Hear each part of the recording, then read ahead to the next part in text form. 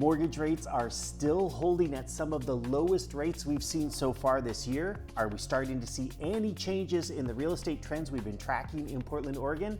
It's time to take a look at the very latest stats and trends in our local real estate market.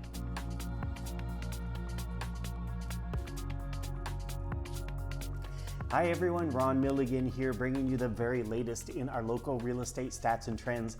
As always, the market sample that I work with includes the full Portland metro area, including Southwest Washington. If you're curious about a specific community in the metro area, feel free to drop me a line or post a note in the comment section right here. Let's begin with sale prices as usual. When all was said and done at the end of October, sale prices did end up in the red in our year-over-year numbers.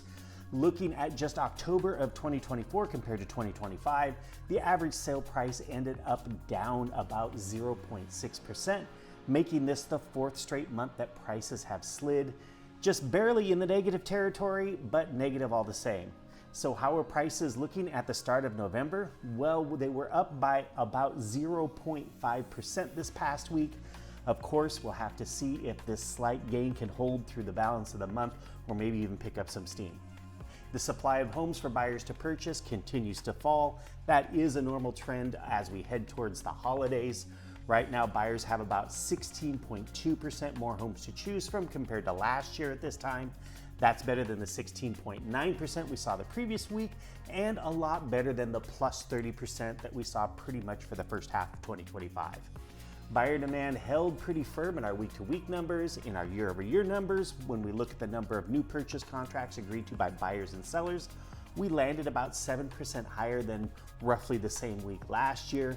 Number of new purchase agreements had been recently lagging behind the 2024 numbers, so if we could see a couple more weeks of higher demand, then that could be a new trend, and that may be due to the lower interest rates that we've been experiencing over the last couple of weeks.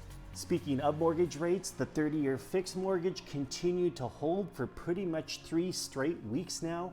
On Thursday morning, I saw one of our local credit unions still advertising the 30-year at 5.875%. That's the best case scenario. And that was with a half a discount point and an APR of 5.975%. On average this past week, sellers had to discount almost 6.5% off of their original asking price in order to secure the successful sale of their home. Do keep in mind though that this number doesn't show whether or not a seller had to pay the buyer's closing costs or the buyer's loan costs or the buyer's agent's commission or do all sorts of repairs to the home. And I wouldn't be surprised to find out that most sellers ended up paying for a lot of these costs, if not all of them. So let's take a look at the biggest trends for the week. Sale prices were down just a hair, supply was also down, demand was up just a smidge, and mortgage rates were pretty much flat. Thank you as always for joining me for this week's report. I hope that you got something informative out of it. If so, I'd really appreciate a like or even a subscribe if you haven't already.